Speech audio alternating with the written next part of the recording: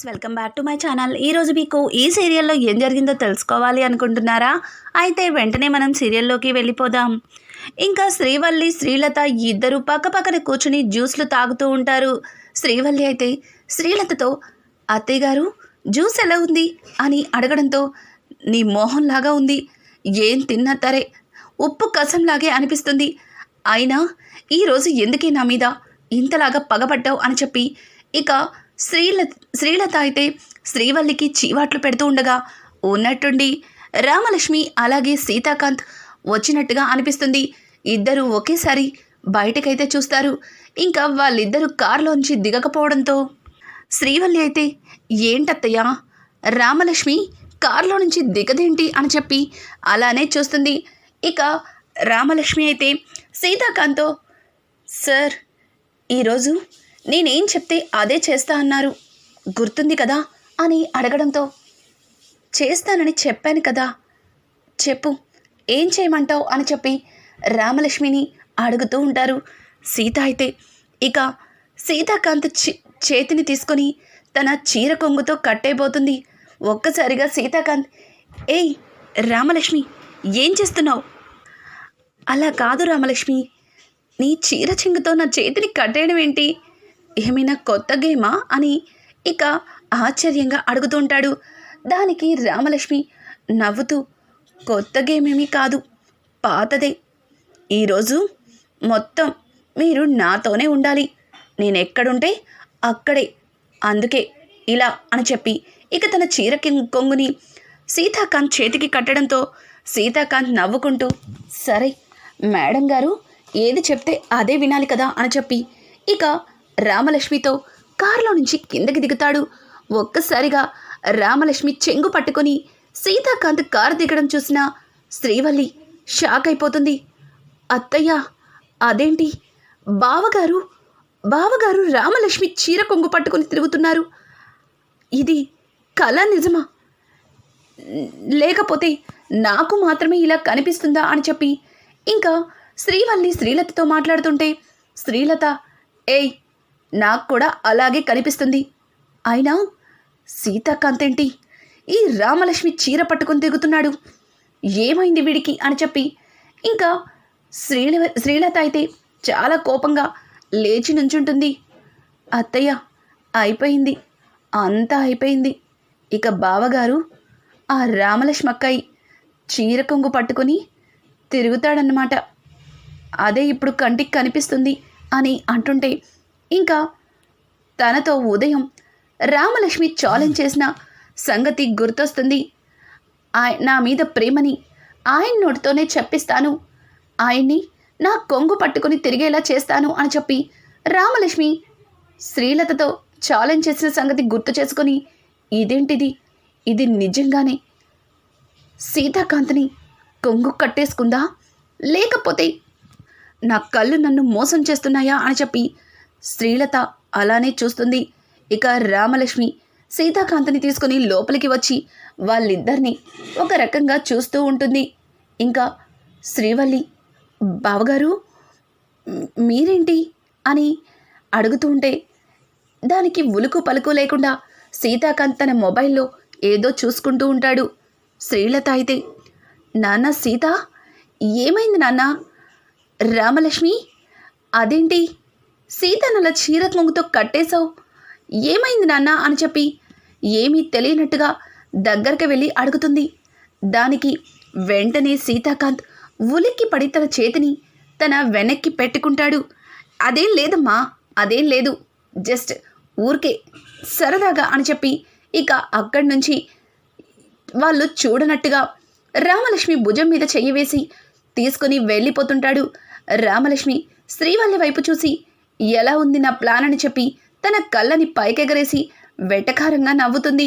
శ్రీవల్లి అయితే, అత్తయ్య రామలక్ష్మి అక్కయ్య నవ్వు చూశారుగా, తను బావగారిని తన వైపు తిప్పుకున్నానని ఎంత వెటకారంగా నవ్వుతుందో, అయిపోయింది అత్తయ్య, అంతా అయిపోయింది,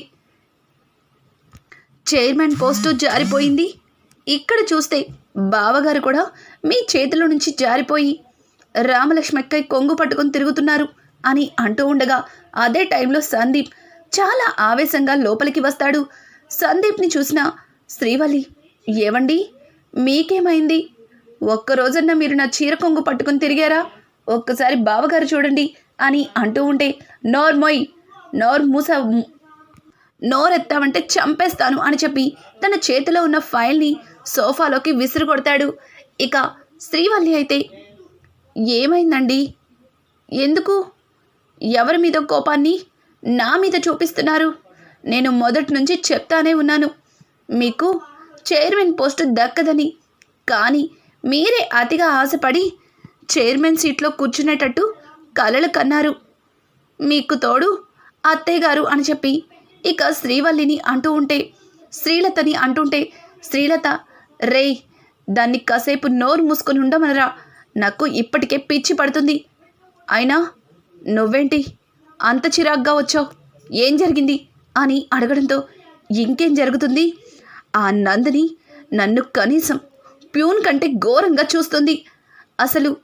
అసలు అది అందరి ముందు నన్ను ఎన్నేసి మాటలందో తెలుసా అమ్మా అని అనడంతో ఇంకా వెంటనే శ్రీలత, ఏంటి ఆ నందిని అన్ని మాటలనిందా? దాన్నంతటికి కారణం ఈ రామలక్ష్మినే. దాన్ని తీసుకొచ్చింది ఈ రామలక్ష్మినే కదా. అందుకే రామలక్ష్మి ఎలా చెప్తే అలానే వింటున్నట్టుంది.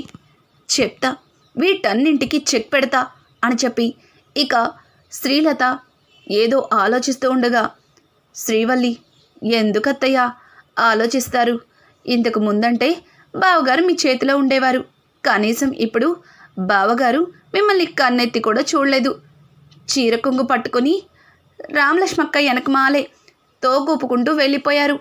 ఇప్పుడు మీరేం చేసినా ప్రయోజనం లేదు అని చెప్పి ఇంకా శ్రీవల్లి అయితే వాళ్ళని మరింత రెచ్చగొడుతుంది.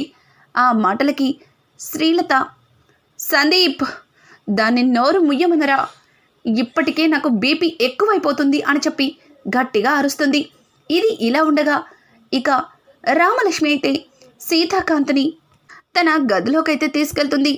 సీతాకాంత్ రామలక్ష్మితో మాట్లాడుతూ, రామలక్ష్మి, ఈ రోజంతా ఇది అస్సలు తీయవు కదా అని అడగడంతో దానికి రామలక్ష్మి నవ్వుతూ, అస్సలు తీయను, ఈ రోజంతా మీరు నాతోనే ఉండాలి అని అంటుంటే, మరి ఇప్పుడు నేను వాష్రూమ్కి వెళ్ళాలి, మరి అక్కడికి కూడా నువ్వు వస్తావా అని చెప్పి సీతాకాంత్ రామలక్ష్మిని అడగడంతో రామలక్ష్మి, ఏంటి వాష్రూమ్కా అని చెప్పి గట్టిగా అడుగుతుంది.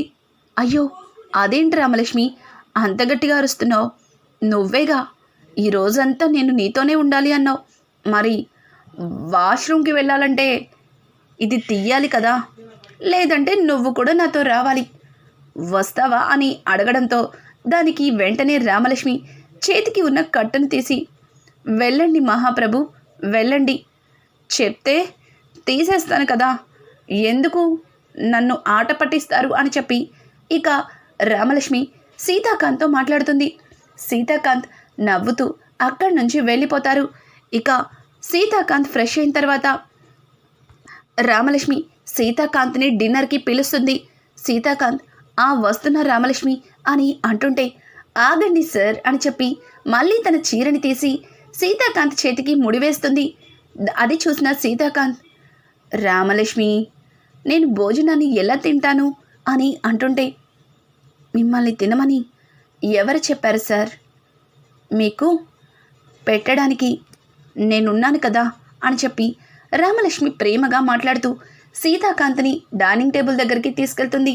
అక్కడ అందరూ కూడా భోజనాలకి కూర్చుని ఉంటారు. తాతయ్య గారైతే సీతాకాంత్ని చీర కొంగుతో కట్టేసి అలా తీసుకురావడం చూసి నవ్వుతూ ఉంటారు.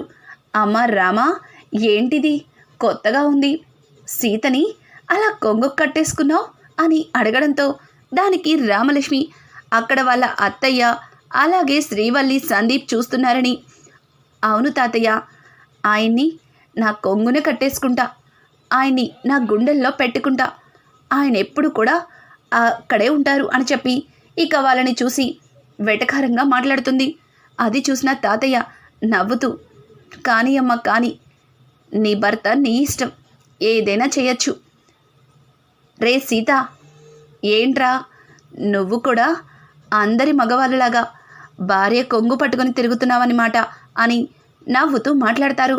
దానికి సీతాకాంత్ సిగ్గుపడుతూ తల కిందికి దించుకుంటాడు. అత్తయ్య, అయిపోయింది, అంతా అయిపోయింది.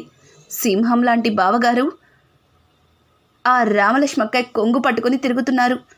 ఇప్పుడు రామలక్ష్మక్కయ్య దగ్గర సింహం కాస్త పిల్లైపోయింది, చూశారుగా అని చెప్పి ఇక శ్రీవల్లి మరింత రెచ్చగొడుతుంది.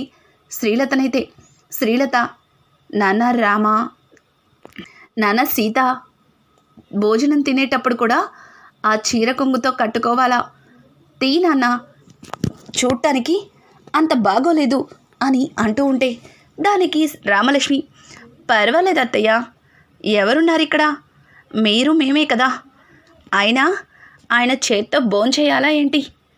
పక్కన నేను లేనా తినిపించడానికి అని చెప్పి ఇక ప్లేట్లో భోజనాన్ని పెట్టి ప్రేమగా ఒక్కొక్క ముద్దని కొసరి కొసరి తినిపిస్తూ ఉంటుంది.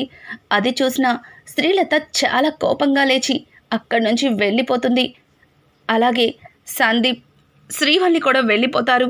వాళ్ళ తాతయ్య అయితే సీతాకాంత్ దగ్గరకు వచ్చి, రే సీత, ఇదే మంచి అవకాశం, ఈ అవకాశాన్ని అస్సలు వదులుకోవద్దు. రామ మంచి మూడ్లో ఉంది, ఇట్లాంటప్పుడే నీ మనసులో ప్రేమని తనకి చెప్పు, అలాగేనా? జాగ్రత్త మరి అని చెప్పి ఇక తాతయ్య సీతాకాంత్ చెవులో చెప్పి అక్కడి నుంచి వెళ్ళిపోతారు.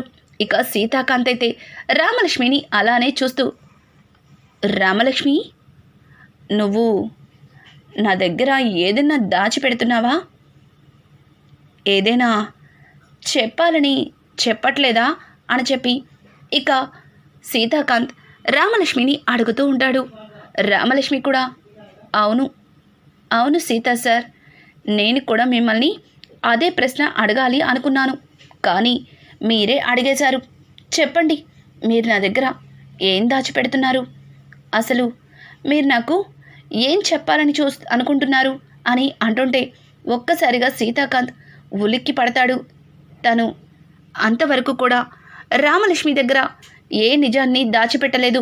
కానీ మొదటిసారిగా నందిని విషయంలో సీతాకాంత్ ఏదో దాచిపెట్టినట్టు అనిపిస్తుంది.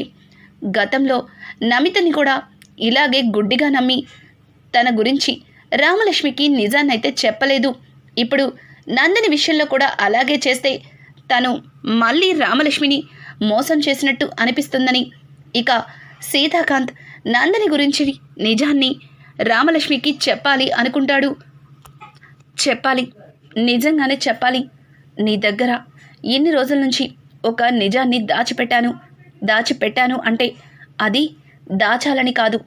ఆ నిజాన్ని నేను కూడా మర్చిపోయాను, కానీ అది ఇప్పుడిప్పుడే మళ్ళీ నాకు గుర్తుకొస్తుంది.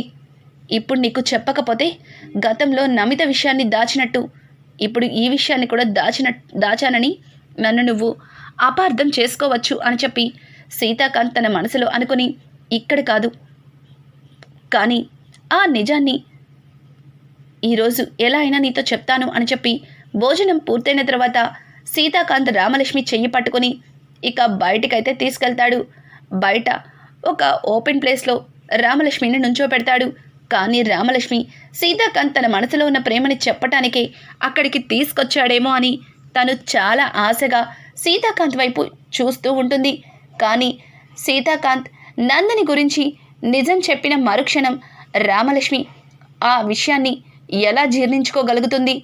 అసలు సీతాకాంత్ నందిని గురించి ఏ నిజాన్ని చెప్పాలి అనుకుంటున్నాడు? రామలక్ష్మి సీతాకాంత్ చెప్పకముందే నందిని గురించి నిజం తెలుసుకుంటుందా? రానున్న ఎపిసోడ్స్ అయితే మరింత ఇంట్రెస్టింగ్గా మారబోతున్నాయి. ఈ వీడియో మీకు నచ్చినట్టయితే లైక్ చేసి సబ్స్క్రైబ్ చేసుకోవడం మాత్రం మర్చిపోకండి. Thanks for watching friends. Welcome back to my channel.